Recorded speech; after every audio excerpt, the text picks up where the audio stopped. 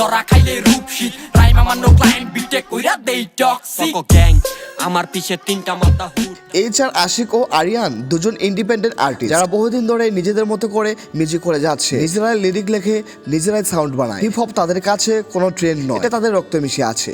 কে কি বললো, কে কি ভাবলো, এসবে কান্নায় নিয়ে তারা ফোকাস রাখে নিজের জার্নিতে। এটা তাদের জীবনের আরেকটা বাস্তব দিক। এখন নিজের পথ নিজেরাই বানাচ্ছে। তারা দুজনেই নারায়ণগঞ্জ কাঁচপুরের ছেলে। পাশাপাশি লাইভ আর মিউজিকও একসাথে করা হয়। আরিয়ানের ঝোঁক বেশি R&B সাউন্ডে, সে ইন্সপায়ার্ড হয়েছে জিকে কেব্রিয়া থেকে। অন্যদিকে এইচআর আশিক একজন ওল্ড স্কুল লাভার, তার আইডল সম্রাট সিজ ও টুপ্যাক। আশিক অনেক আগে থেকে হিপ হপ সিনে অ্যাক্টিভ, তার চ্যানেলে আছে স্টোরি টেলিং আর গ্যাংস্টার। সম্প্রতি সময়ে হুশ শিরোনামের একটি নতুন মিউজিক ভিডিও প্রকাশ পেয়েছে, যা পুরোটা মোবাইল ফোনে তৈরি এবং গানটি জিরো বাজেটে তৈরি করা হয়েছে। গানটিতে আরিয়ানের লাইনে ফুটে উঠেছে বহিন গ্যাংস্টার মাইন্ডসেট, হুডের রাজনীতি আর স্টেজে ওঠার প্রভাব।